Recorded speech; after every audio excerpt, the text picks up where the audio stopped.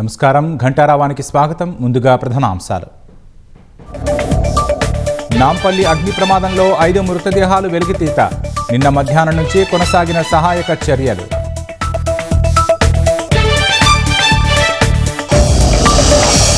మృతదేహాలను ఉస్మానియా ఆసుపత్రికి తరలించిన పోలీసులు. కన్నీరు మున్నీరుగా విలపిస్తున్న బాధితుల కుటుంబ సభ్యులు.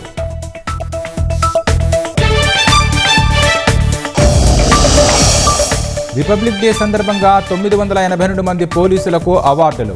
రాష్ట్రపతి అవార్డులకు ఎంపికైన 6 సిబిఐ అధికారులు. ఓటర్లు ప్రజాస్వామ్యానికి ఆత్మగా నిలుస్తారన్న ప్రధాని. 18 ఏళ్లు దాటిన పౌరులు ఓటు నమోదు చేసుకోవాలని పిలుపు.